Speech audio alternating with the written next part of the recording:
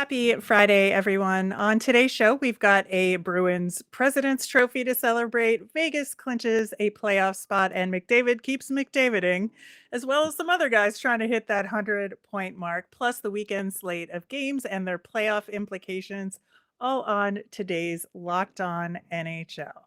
You're Locked On NHL, your daily podcast on the National Hockey League. Part of the Locked On Podcast Network, your team every day.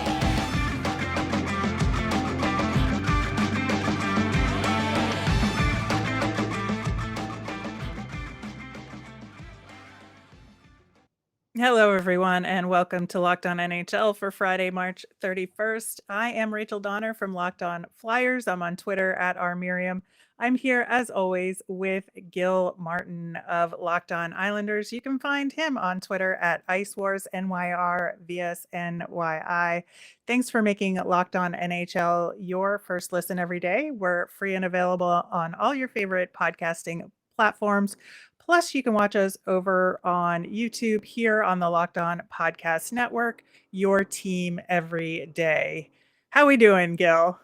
We're doing well. Can't believe we're approaching April at midnight tonight. That is pretty mind-boggling, but it also means playoff hockey is just around the corner.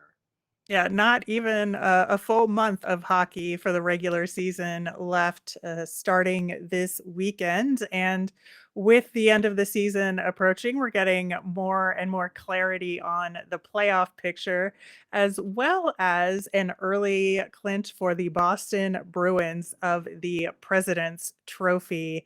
And this Boston team just keeps on trucking and doing things that I think at this point in the season, obviously it shouldn't be surprising, and yet it's still just as impressive. They do it in high style with an OT goal from David Pastrnak, because of course, why wouldn't it be in any other way, right? Yeah, and look, this is the fourth fewest games of all time that a team needed to clinch the President's Trophy, or the number one seed in the league. That's very, very impressive. And the Boston Bruins deserve it. They have been throughout the season the cream of the crop, playing some very, very impressive hockey, and they're going to be dangerous come playoff time. How do you feel about the whole President's Trophy curse? And, does that doom them as far as the Stanley Cup playoffs? Maybe. Maybe. It's tough. There's always pressure. And I think one of the beautiful things about the Stanley Cup playoffs is how there are always upsets. And, some team can ride a hot goalie. The President's Trophy winning team obviously does have a lot of pressure on it. And I think the Bruins this year will be no exception. So, as far as the superstition, don't touch the President's Trophy, I don't think that really amounts to much. But I think it's kind of interesting that it's rare that a President's Trophy winner is also the Stanley Cup winner. Yeah, I think so. And I think the don't touch the trophy thing is more for the conference championship trophy Yeah. than for the President's Trophy. But I do think that hockey is really special in terms of the regular season versus the playoffs and the slog that it is in the NHL. And it really is two separate seasons to me. So I don't, de-emphasize the President's Trophy at all. I think what the Bruins have accomplished this season is absolutely extraordinary and deserves the recognition on its own, regardless of how the playoffs go. I feel really strongly about that because regular season hockey is a different beast than the tournament that is the NHL playoffs. And I think both deserve their moment in the spotlight, so to speak. But as far as the playoffs go for the Bruins, the way it is now, they're slated to face against the Pittsburgh Penguins, who have been up and down at best. And so if that's how it turns out in the East, you got to give that first round to the Bruins. And then maybe you can start talking upset in the second round. But that's kind of where I'm at. Yeah, it is two different seasons, but here's the rub.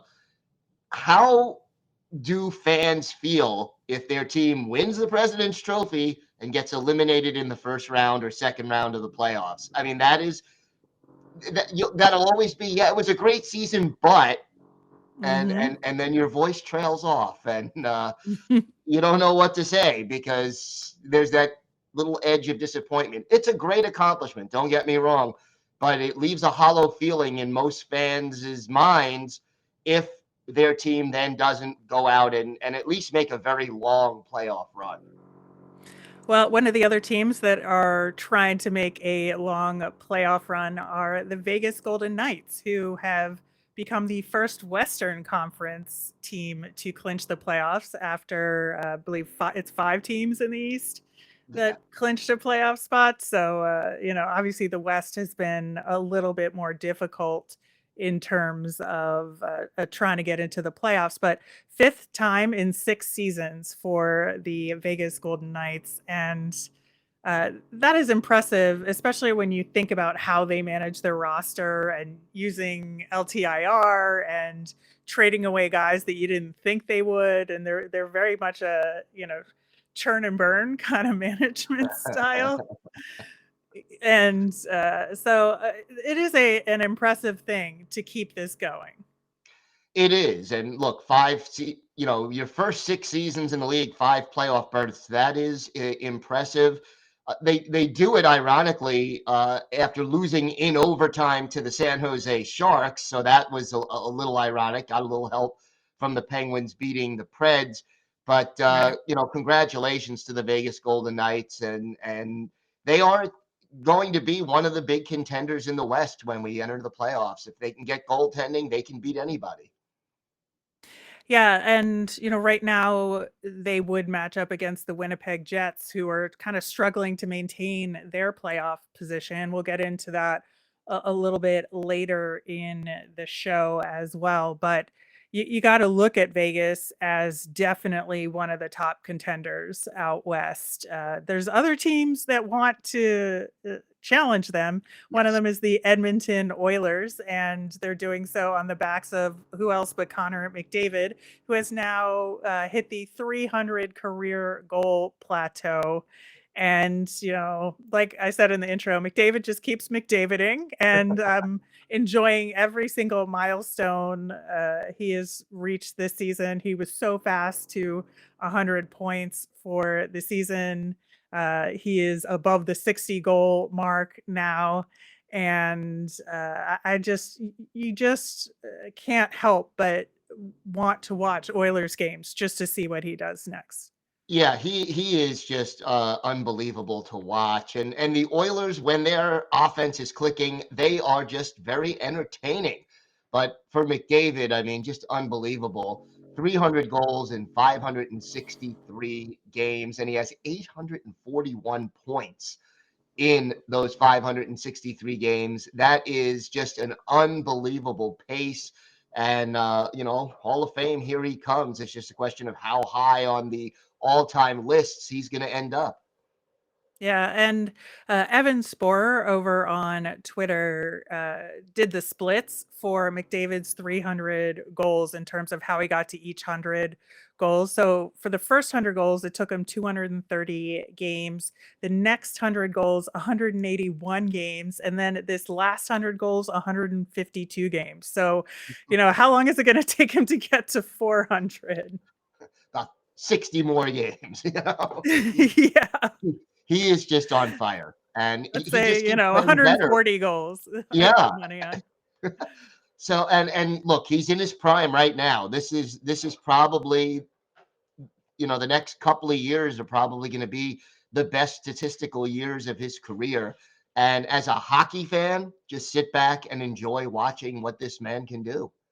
Yeah, and there's a lot of great players around him, and I think the quality of the roster around him has gotten better, especially in this past season. But one, longtime co-conspirator is Leon Draisaitl. He is sitting at 117 points this season, well above 100. So he is one of many who have hit that mark. We're going to talk about those guys, plus the ones who are trying to get there before the end of the season.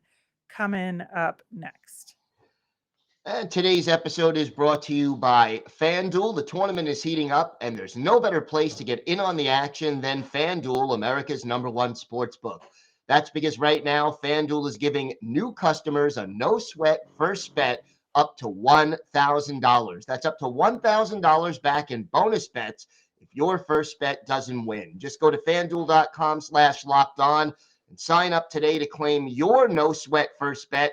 Then you can wager on everything from the money line to point spreads to which team will be cutting down the net. And it's all on an app that's safe, secure, and super easy to use. And yes, hockey fans, you could use your knowledge of the NHL. Check out the latest odds on FanDuel. So don't miss your shot at a no-sweat first bet up to $1,000 when you join FanDuel today. Just go to FanDuel.com/locked-on to sign up. Make every moment more with FanDuel. So, Gil, the last couple of weeks, we've been checking in on guys trying to hit that 50 goal plateau, and a lot of them are still trucking along trying to get there. And we thought we would look at the 100-point mark for the season this time around. And obviously, Connor McDavid, who we just talked about, is sitting at 144 points. I mean, my God. It just kind of feels like the old days, right? With him. Yeah, I'm looking for Curry and Gretzky on this list. I mean, this is Exactly. 100, and he's almost 27 points ahead of the next highest person on this list. It would take a miracle for him not to lead the league in points at this point in the season. And that person is Leon Draisaitl, his teammate in Edmonton with 117 points. But yeah, that both of them are phenomenal players, but that's just such a wide margin between those top two guys. But looking at the players who have hit the 100-point mark, we have Nikita Kucherov, who is sitting at 104 points. Very assist heavy, as is, aligns with his style of game, right? 28 goals, 76 assists. And Matthew Tkachuk recently hit the 100-point mark, is at 101 now. Again, 38 goals, 63 assists to get to that mark. Yeah, and very impressive for him coming over to the Florida Panthers and making a very big impact on a team that really has struggled to sort of gel this year with all the changes on their roster. Yeah, it is interesting if you look at the players who have moved around and do they find success in following years with new teams. And Matthew Tkachuk is like prime example of a guy who's been able to do that. Yeah, absolutely, and certainly the Florida Panthers wouldn't be battling for a playoff spot if it weren't for the contributions of Matthew Tkachuk.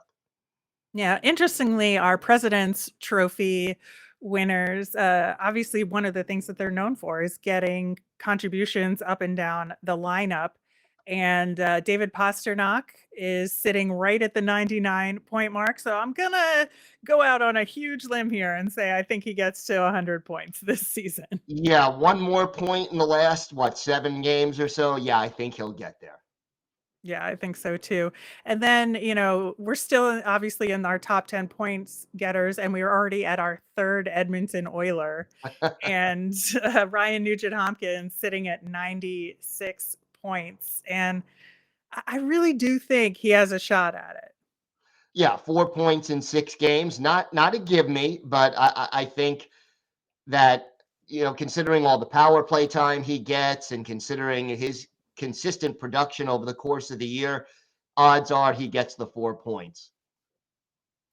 Yeah, and then the next one is kind of interesting with Elias Pettersson of the Vancouver Canucks because, this is the first team in our list here for, a guy from a team that's definitely out of the playoffs, but has been obviously a huge factor for that team this year. And despite the Canucks having a not so great season, Pettersson has managed to still produce. Yeah, he's been very productive, needs 5 points now, and he could get there.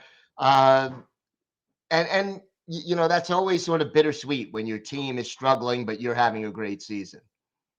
Yeah, and what's the most remarkable to me is Nathan McKinnon is at the same number of points at 95, but has done so in much fewer games. He's at 63 games played because of injuries this season.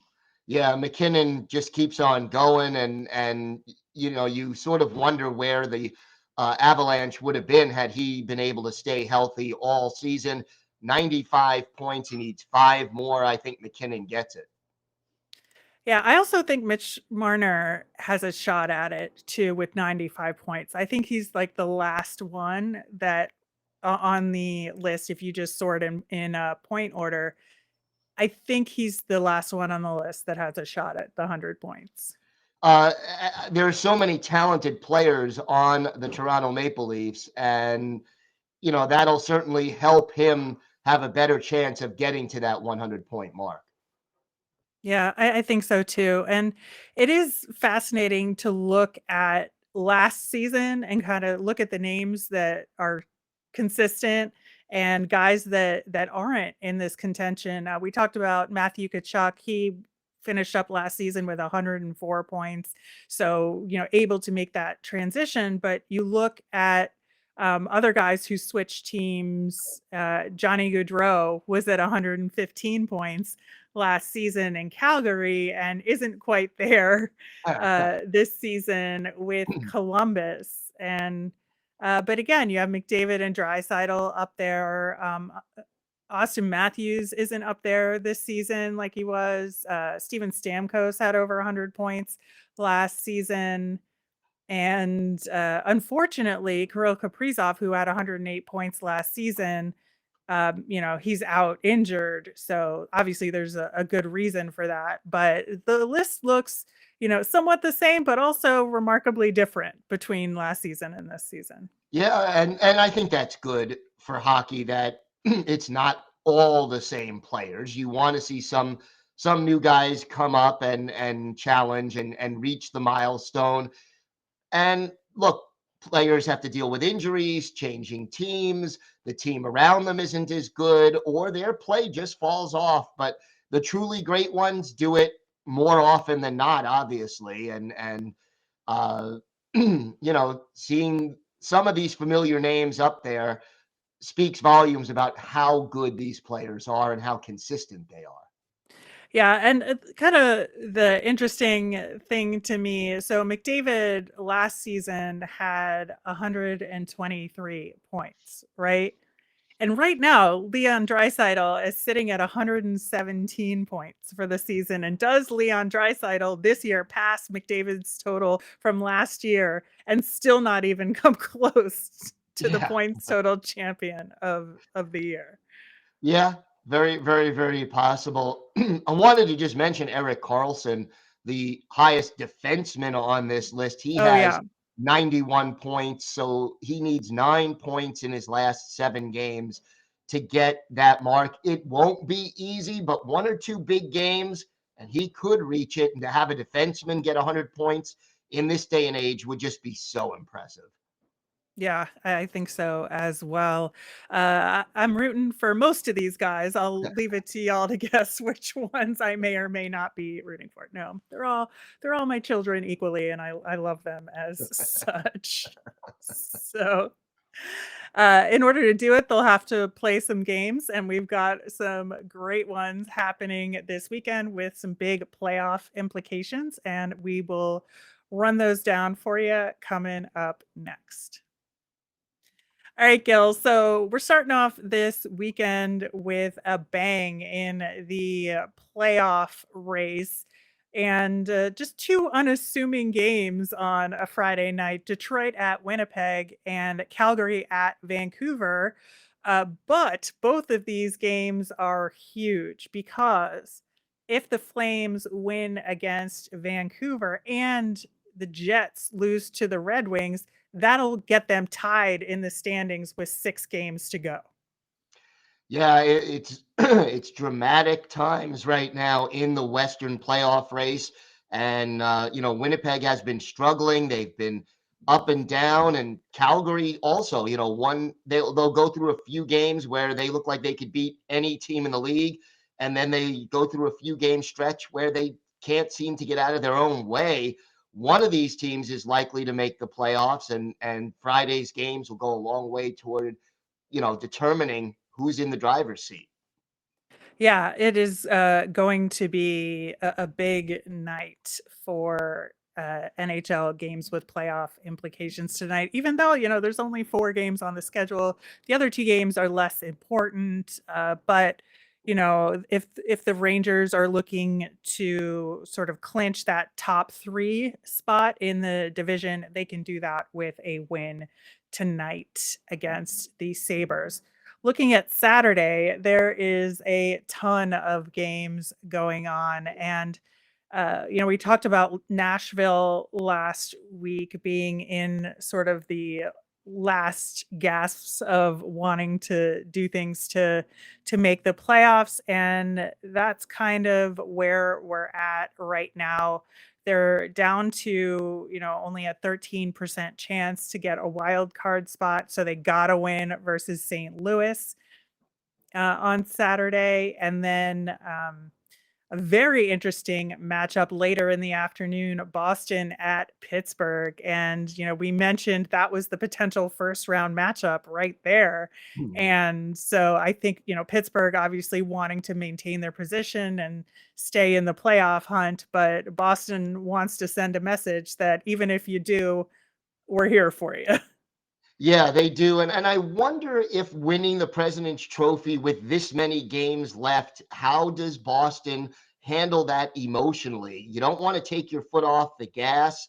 You want to keep that intensity level up, but you don't want to get players injured, or, you have meaningless games. Are players going to be rested for some of these games? Hmm. It'll be an interesting to see how the Bruins approach these last few games of the season. Yeah, I think so. A lot of it in terms of goalie rest, Yeah, right? Like, are yeah. they going to rotate those guys a little bit more than they would have otherwise? Which is fun because then we get more goalie hugs from the Bruins, and we like to see those. But I do think, obviously Florida at Columbus, huge implications for the Florida Panthers. And your Islanders are at the Tampa Bay Lightning, which is kind of a matchup that I think means a lot for placement right now, and is kind of a preview of what playoff hockey could look like. Yeah, I mean, look, the Islanders' last 2 playoff appearances, they went to the conference final and lost to the Tampa Bay Lightning.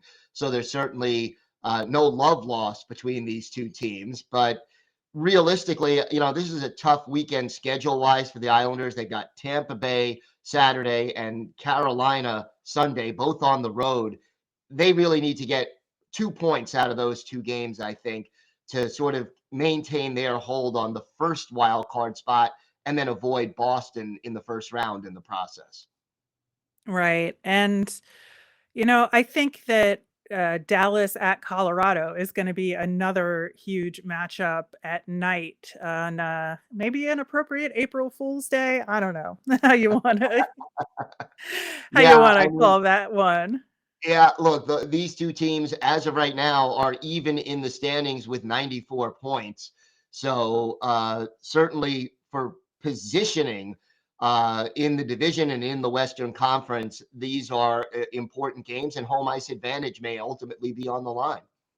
Yeah, both of these teams have the exact same percent chance of getting the 2 spot in the Central Division right now. And so, who's gonna end up there remains to be determined, but this game will have a lot of say in what happens there. And again, another big matchup out west, LA Kings at Seattle Kraken. Yeah, this one, I mean, you look at the Kraken and what they've been able to do.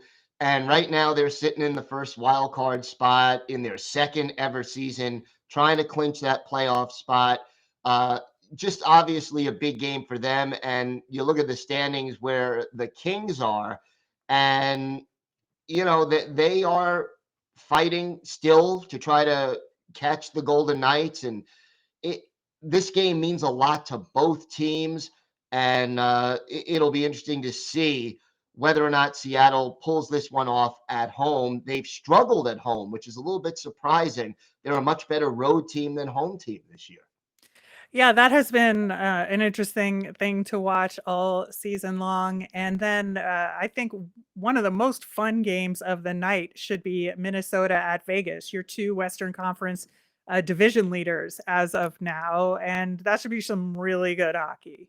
It should be. And neither team has clinched anything, so there's plenty of incentive for them to fight. And let's face it, if they get to the conference final, this would be one heck of a playoff preview as well.